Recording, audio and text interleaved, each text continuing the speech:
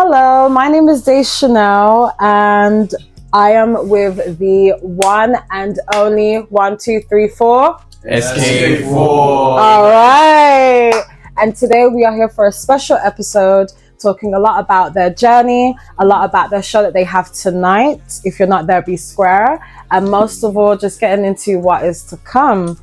For starters, who is SK4?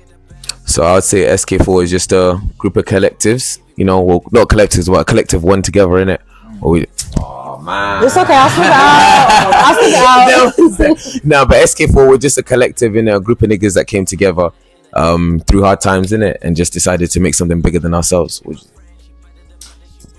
I'd say SK4 is a group of like-minded individuals making a means to reach the future.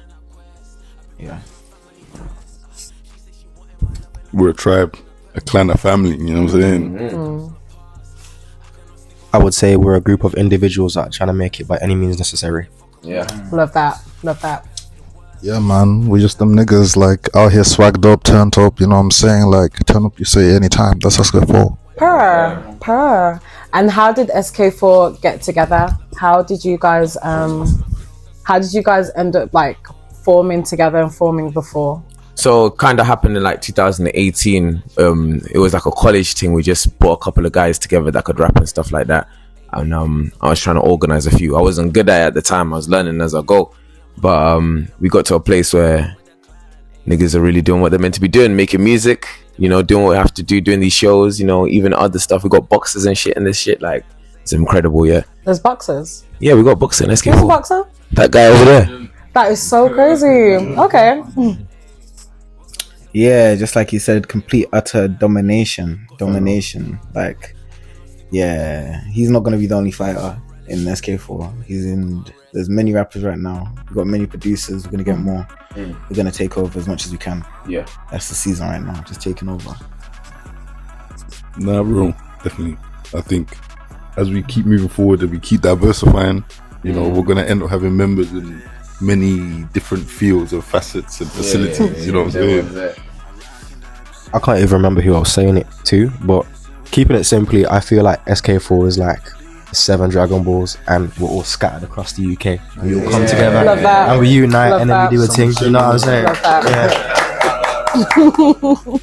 Yeah, man, like I think the most common thread between all of us is that we're all really, really passionate about what we do. Like, speak to any single one of us, you know that they love this music thing right here, and that it's die hard, fam. Yeah. You know what I mean? The boxer safe time.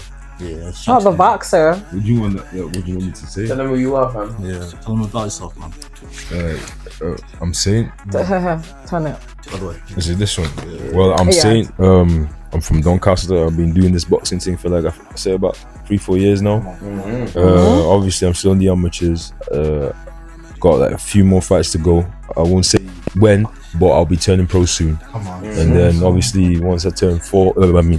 Sorry, man. I said Pro. It's already 4. That's what I'm saying. Obviously, my plan is to get the 4s involved in that. Do you get what I'm saying? Obviously, putting their name up there. Do you know what I'm saying? So they know us. Do you know what I'm saying? It's not only that we do music, but we are ready to battle whenever. Do you get what I'm saying? So that's how we do. That's all I gotta say in this. So if you ain't ready for us, be prepared. My next question is, what does it mean to be a collective, breaking barriers and being diverse? Okay. I think especially in the UK, where maybe if you go back like at least like maybe even like 2 years ago now, the sound that we're doing wasn't even like well known like that. I think one of the things that drew us together is we found people who got a similar sound. So I think that in itself is starting a new culture. Do you know what I mean? We're really transforming the ground up and saying, oh, the UK isn't just this one thing. Like, we've got so many different faces, so many different layers. Yeah. All these stories, you know what I mean? That's what shapes it. Do you know what I mean? Yeah. Do you think that's what makes a collective? Just people who can come together with different sounds? Absolutely, yeah. Like I said, we have a common thread. There might be some songs that SK makes and I never thought to make that, but then I can see myself doing a verse on that because, you know, we have a similar synergy going on, you know. So, yeah. Okay. Do you want to go? Yeah. The thing is, I'd say the thing that makes SK4 a great collective compared to like, I don't even want to say any names because we don't need to say names, but just the way SK4 moves, there's a certain level of organization that always gets threaded through everything. Like we weave our way through everything, whether it be the music, the boxing, the shows, everything. We find a way to connect everything together so that things can move forward. Do you want to tell the supporters how many people are in SK4 and what do SK4 do? So like with SK4, like I'd say main SK4 were probably like I'd say about 9 to 12 members. It's hard to keep count these days, innit? But extended associates and stuff like that. We've even got like a side group called Taso, in it. It's based in Doncaster, Yorkshire sides, innit? Them niggas are doing what they need to do. They're not wasting any time whatsoever. And then ourselves here, we've been running up this thing SK4 since 2018. So man have come, man have gone. You know, them ones, people change their mind on what they want to do and stuff like that. But you know, the people that have stayed are stuck in through. So I'd say in total, we could be pushing about 15 to 20, possibly. But it's not like everyone's rapping. Do you know what I'm saying? Like everyone's holding a different kind of position. Someone's be doing graphic design. Someone might be producing. As he said, he's not only doing music, but he's doing boxing as well. Do you know what I'm saying? So everyone's like fulfilling a role, a niche that to make this thing kind of go forward, innit? So since there's like, would you guys say that you're a cult? Or kind of like just a tribe, like you. We're not a cult. SK4, no, we're not a cult. SK4, we are people of Christ. We are people of Christ. I'm just asking. No. I'd say we're a secret society before a cult. At this way, okay. Before we even get there, we're here. Okay. I understand the cult comparisons, and the thing that makes us different is we're clan. We're tribe before we do anything. Like the difference between us having a cult, if we were a cult, no matter who's doing what, if I couldn't tell Cass if he's doing wrong. If we're a cult, once Cass is doing wrong to a point where I can't stop him or I can't justify him, he's out the cult. But because we're a clan, there's before he even gets to that point, I can sit here and tell him, yo bro, what's going on? There's conversations that have been had today already just about us making sure, yo, let's go on point. Because as a clan, as a tribe, I can work with my brothers and make sure my brothers staying on par. But as a cult, I'm accepting what's going on. I would also say, for us in it, like this whole music industry thing in it, I want people to understand for SK4, we do move as a business. We want the success for our team and everything, but before anything, we're definitely a brotherhood and a sisterhood. There's many girls. There's girls a part of SK4. Do you know what I'm saying? Like we care about our people. Like if somebody, you know, a cult is like when you don't follow the ways, you're pushed to the side. That's not how we move. You know, we try to show our brothers the right way, push niggas to go the right way, and make sure that, you know, we're looking out. Fuck the music thing, bro. I know that if all of us stop doing music now, we're still gonna be brethren. We're still gonna slide for each other, die for each other. I think we'd still rep SK4 just as a group because of the synergy that we have in it. So yeah, man, the music thing is secondary. It's our passion for each other that matters the most. I think you want to. Just a little one. So to sum that up, it's not cult, but a culture. Do you know what I'm saying?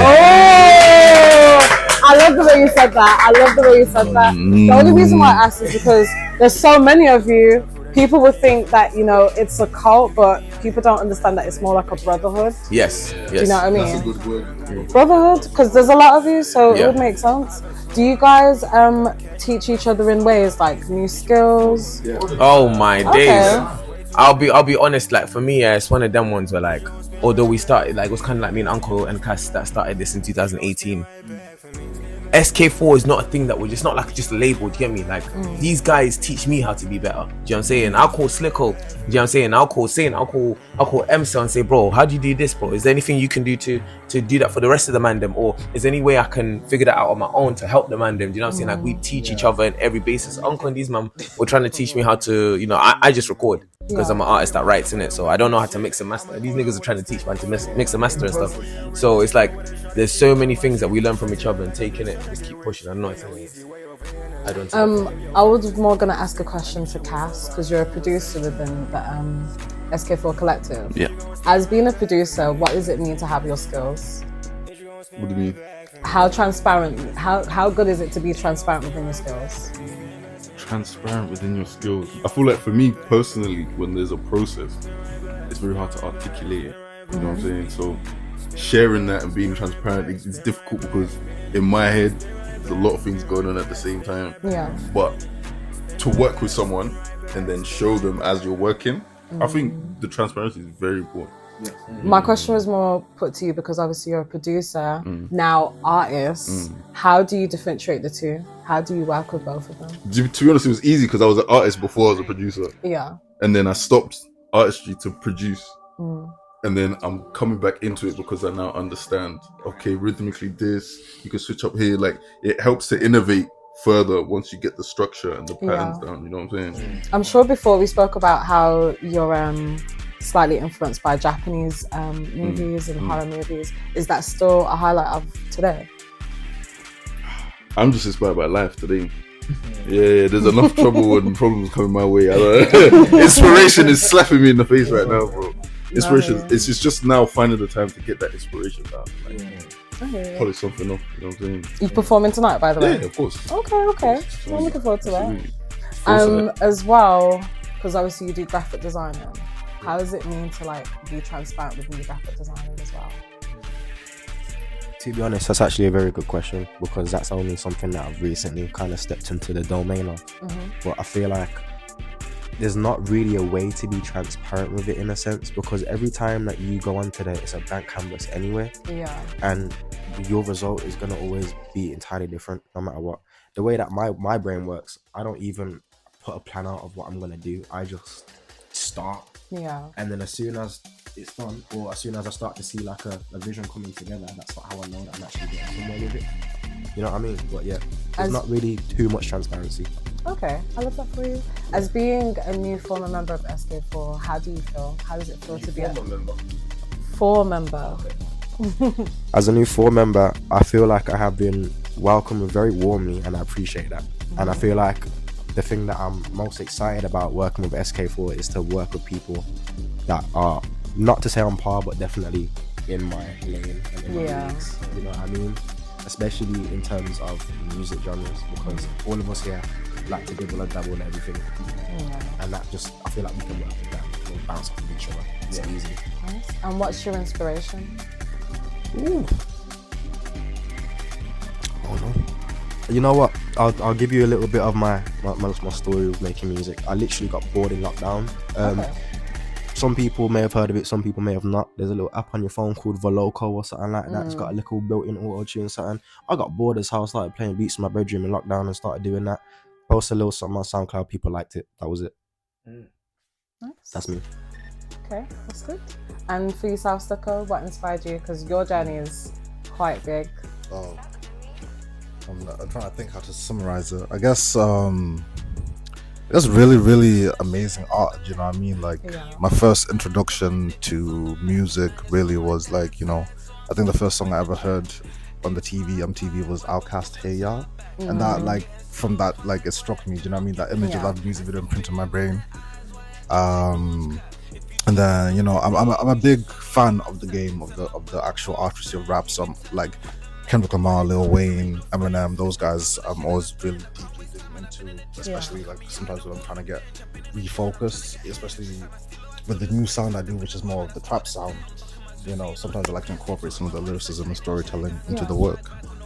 And most of all, just like, I think just life, just the experiences we've been going through like day to day. I think when I dropped my Cosmic Highway tape, the main thing I wanted to get accomplished with the tape is give songs for my guys to spin in the car or like where they're home, whatever, and it's based upon stuff that we're doing or we've seen or we feel or we thought, and you know, they're related to that as I'm putting that out, and it's just something for us as well. Do you know what I mean? As for the people out there as well. Yeah. You know what I mean? I love that. Yeah. And for SK and Denny, how did your journey start? Our journeys were separate but together in a certain way. Because for me, I'd like music is holds such an important point in my life. Like I'd say I was diagnosed with ADHD when I was 14. No one knew about it beforehand. So for me, I was just a crazy kid running around, and the only thing that could make me sit down and make me focus was listening to a song, and it was because I wanted to hear how the person sang it. Yeah. I wanted to hear the instruments behind it. I wanted to hear how they strummed the guitar. I like music, the way music hits me. It's not that thing where when you hear it you see the colors, but it's something very similar from how I experienced, and like similar to what Slicker went through. Like I at first I grew up listening only to African music until MTV was on the TV and I saw Lil Wayne doing singing my what's it called, Lollipop, innit? Yeah. Once I heard Lil Wayne singing Lollipop, I was like, okay, so I don't just need to make music just so that I can calm down. I can make music explaining how I feel. Yeah. And from there, like, I've always had an affinity for it, and I just kept dragging him with me until a point where I was like, yo, Holding back. yeah. I would say for me, what it was like I had already like started listening to music because like our sister, she was a bit older than us, and so she likes like all of the American kind of sound. But for me, when I really got in touch with music was when I was listening to like I was going on Kiss or what's it called? I don't know them, AKA, you know what I'm saying, them channels, grime music, like that's why like if you hear my music and I'm coming very gritty, that's where my inspiration comes from, because I was listening to like Dappy and Skepta and all of them and on the Kiss TV shit. But for me, when it came to like what inspired me to get to where we were, is like I remember this time when I was in college before we just started SK4, like I went to the studio. There was like a free studio in Nottinghamshire, and I went there and I heard like a bunch of people that were like at our college that were recording music, and they sounded so good, and it just inspired me to like try to write something. What I wrote at the time was trash, don't get it twisted, there was shit in it. But after that I was like, I wasn't too enthusiastic about the music thing, so I tried my hand at managing. I wasn't too good at that, but then like what Uncle said earlier as well, like he just kept on dragging me, telling me to come back to the pen, keep trying to work on something. And when I got down to it, I just said, you know what, like I actually want to do music full time. And that's when I, even with the SK4 stuff, I'm still doing SK4, but like I stepped back from the main managing role and became an artist because the music was just calling me, bro. So yeah. How does it feel for you to be stepping back from being a manager but still focusing on your art? It's scary because for realistically, I was never really a manager. Like I'm more so like I would say like a shareholder or somebody that's invested in the team. I would say Cass and Uncle are the same as well. Like we kind of built this thing together. So like and really truly it's one of them ones where for me, I've kind of like gone out my way to set this thing up. So when it came to taking a step back, it was actually scary because it's like hard to kind of trust your vision in someone else's hands, and then also like focus on your passion to aid that vision as a secondary role. So for me, I just had to like brave it, you know what I'm saying, trust, like I had to allow myself to delegate roles, you know what I'm saying, let people kind of have a say and stuff and trust in people. I think one thing we're fortunate about is we're not held back by our mistakes, and I feel like in this transition period from SK becoming an artist instead of being a manager, we have gone through many mistakes, and we're very fortunate in that we're in a position where we have a manager that knows what she's doing. Like it's unfortunate she can't be here right now, but if she was here, she'd be, you'd see and you'd know exactly how much she does. We were very fortunate to be where we are right now, and it took a lot of mistakes to get there, but we're shout out Tremaine. Shout out Tremaine. TPN, come on. No, I love that from you. Obviously, being a creative, it's not easy trusting other people with your vision. How do you guys learn from your mistakes? How do you move forward? This is what I would say. I would pass it to you after, innit? This is what I would say for us. It's like it's the fact that we're a brotherhood first and then a business second. You get me? Of course, business always comes first. Like you gotta be real. Like us man have had difficult conversations before where we said like, man, like we gotta do it like this and that. No, we can't close that deal. But we're a brotherhood first. So it's like I feel like in certain groups or whatever, like the dynamics is like, you know, people are coming together because they're trying to make it. We are trying to make it, but we also care about each other, and we will care about each other before making it. There's no value in the fall if any of these men are not at their peak. And so my what I need to do is ensure that these men are at their best, and they're mentally well, they're physically well, and they're doing what they're meant to be doing in this life, and they feel fulfilled. One thing that your question, like, thank you for asking your question before we say anything. Before I say anything, that's an amazing question, and it's a very important question because in the end, the only way you can tackle it is by accepting it and being around people that are able to accept their failures. Because in the end, mistakes and failures are only there for us to look at it and analyze what we can do next time, so we can do the same thing and win, do it again better. So it's like there's a whole sense I don't know what's going on with our generation, but there's a whole sense of thing that's like your friends and your brothers and people you can't hold them accountable. Yeah. But that's one thing with the four that we are very fortunate about. Like each and every one of us are held accountable. Like I know if I move mad at the show today, we're going to have a meeting and niggas gonna tell me, yo, look at how you moved. How did you even get to that point? Yeah. And what we're gonna do to make sure you don't get there again, and make sure none of us get there either. So yeah. Can I ask? Yeah. This is for you. For me. What do you think is missing in the underground that SK4 have that other people don't have? It's gonna sound very simple, but it's very easy to explain.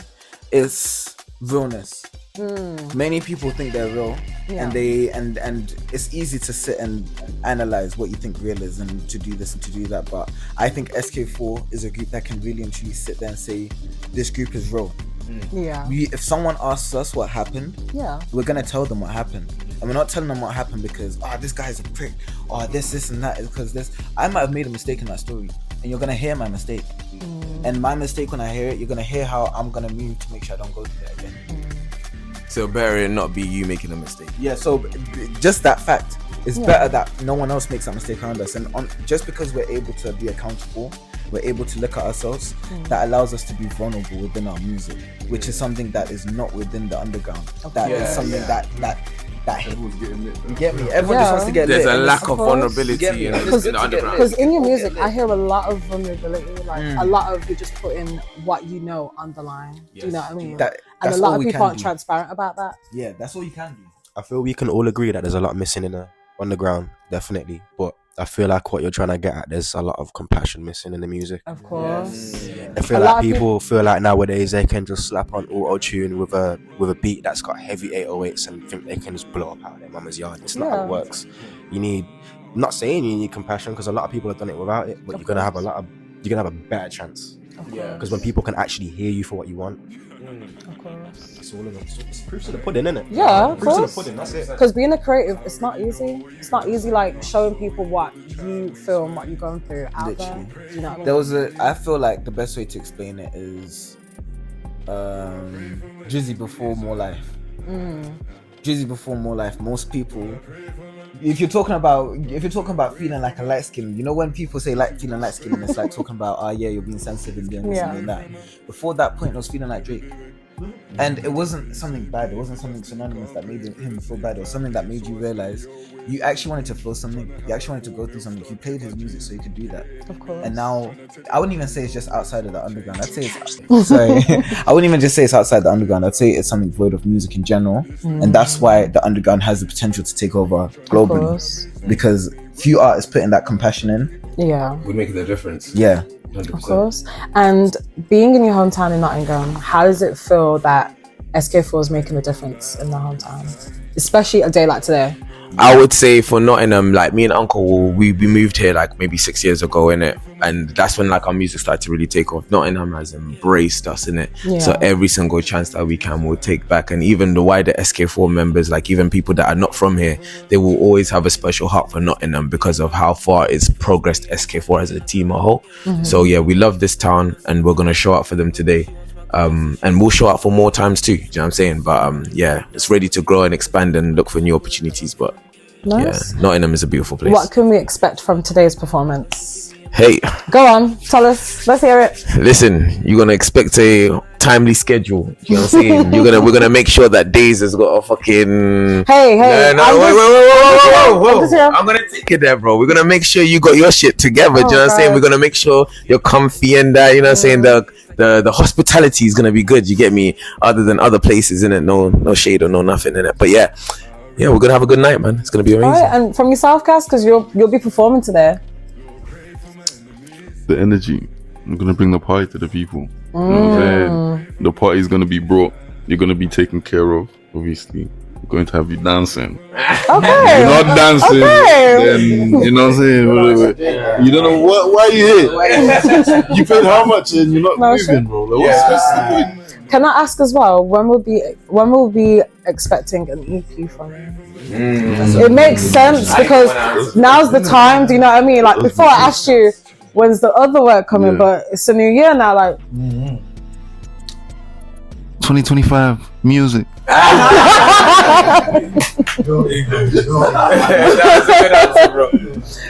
Who else's EP's on the way as well?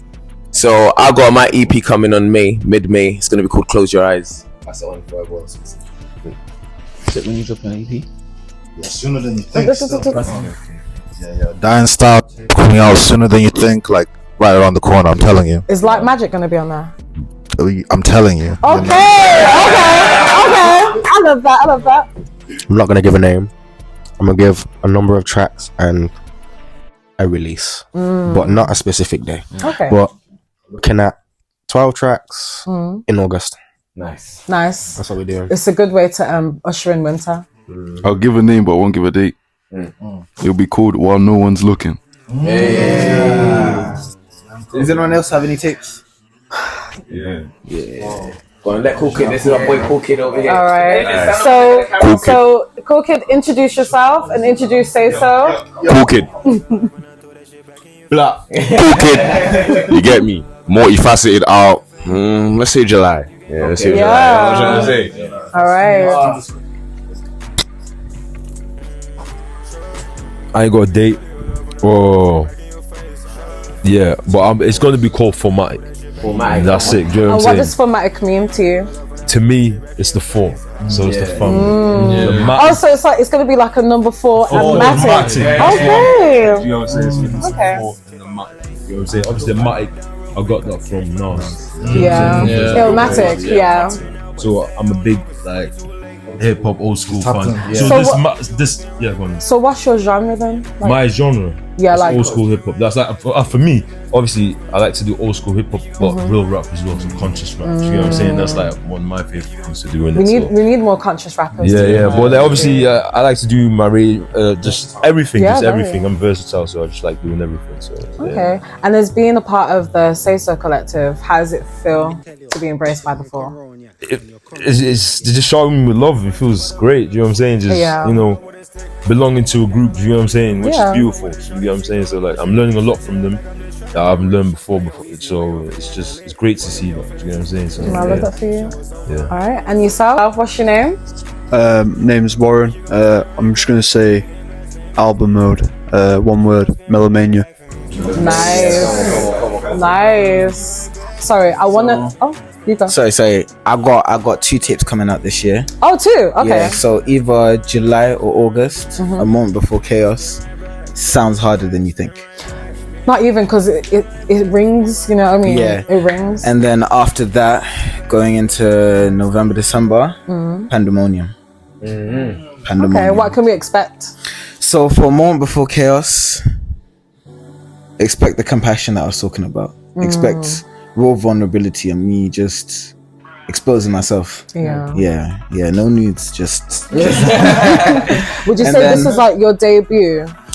I wouldn't say that because I have Solitude that's been out before. So Solitude is another like soft, very emotional tape, very, very, very introspective. So I'd say this is just another layer upon that. Okay. Yeah. And then Pandemonium is for the ones that have been waiting to crash. The ones that have been waiting to spin. A crash out tape. Yeah, because for me it's like, if I'm gonna make something soft, I'm gonna make something the complete opposite to you. Like if I'm gonna make something for you to hold your girl and dance to you, I'm gonna make a song for you to wanna pick up chairs and throw them to you. I mean, about those chairs, no more chairs. We'll see. We'll have to see if there's any chairs today. I'm gonna put a clip of that chair video because it's very important. Oh my. Nah, we'll see. I caught that live though. Like it's very important. Like on that chair video. So I'm gonna ask you my question again. Yeah. Shawn Michaels or do you know what? Yeah, that's a Shawn Michaels. If there's anyone I can compare to Shawn Michaels, it had to be AJ Styles. And with AJ Styles, AJ Styles is winner. No way. Shawn Michaels is the GOAT. You can't do that to the big boy Shawn. Yeah, have you man seen AJ Styles lately? That's all I'm gonna say. Oh, you're a fan. All I'm saying is I've never heard of that second guy. Oh, That is so true. Is he a part of TMC? Is he a part of TMC? So AJ Styles is he's a part of the WWE in it, but he's a new fighter. But this, I would say, well, not new in it, but he ain't got legend status like Shawn Michaels, bro. Shawn Michaels is the GOAT, bro. If you're in the community, yeah, you know that my man has flowers. My man is a legend. My man's a Hall of Fame. TNX, was it TNX or TNA? TNA, yeah. AJ Styles is a legend, but You forgot. WWE, nah. That's crazy. You forgot. It's crazy. What? That it was TNA. No. You know, it was me who forgot. I said Oh, my TNX. bad. Yeah. I know when it comes to wrestling, yeah. Sorry. I'm getting heated. When it comes to wrestling, man's like the biggest fan. I know everything. Nice. I know everything. Yeah, sorry. Hey. Would you ever take part in wrestling? Oh, don't ask him this Hey, it's question. a quick question. It's just a quick question. It's not a quick question. Would you? No. It's Just not say a quick yes or no. question. Just say yes or no. Would you like to take part? Yes or no? All I'm saying is when you listen to Pandemonium, I already declare every single Okay. year from this point I've declared Okay. myself for the Royal Rumble. It's when they accept me to go. Okay. Don't count me out. Don't count me That's out. all I need to know. That's all I need to know. It's when they accept it. I'm so dead. No, but honestly, bringing it back to the creative focus. Obviously, you guys have your show tonight. What does this mean to all of you? Having your next show in Nottingham, featuring with your fans. Say So's gonna be there.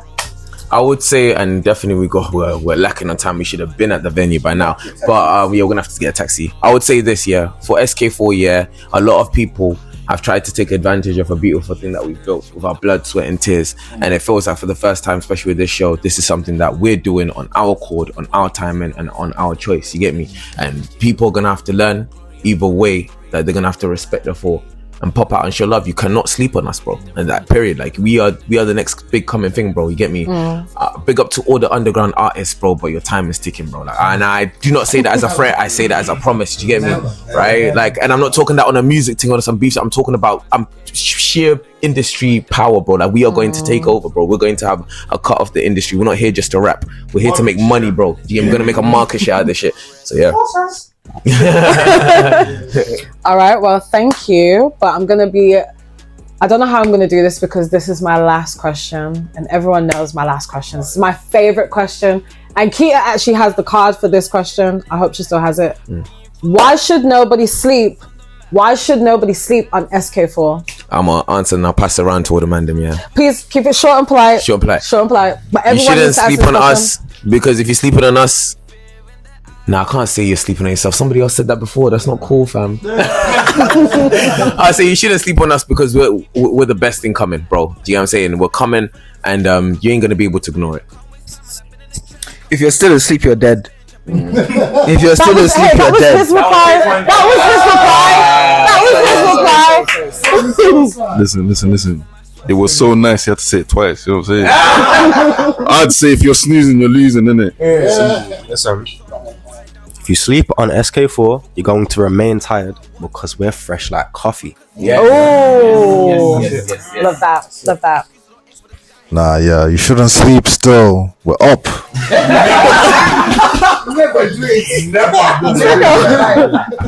Sicko. Vini Vidi Vici. I came, I saw, conquered, but changed I to we. Ooh. We shooting for the stars, aiming for the moon. Hey. You can sleep forever, but at some point you've got to wake up. And we'll still be there. Yo, hold it. At the edge of the bed, you're funny. Yo, I told him before, all the niggas in this room are hard. Yeah? No homo. You don't want to sleep on a hard surface, do you? No. All right. No, you don't. No, I love that. Well, you've had it here first. Thank you, SK4, for sitting with me and Say So. Congratulations on being a part of the four. Love that for you. But yes, thank you. This is Calling Before You Sleep, featuring myself, Ade Chanel. And I am with 1, 2, 3 SK4. Hey man, come in the shop, man. Come in the shop, come on. Let them all know. Alright, get me. It's a 4-side list, this like. So sorry. No. You know what? Yeah, I'm Ade Chanel, and this is Calling Before You Sleep. 4-side SK4.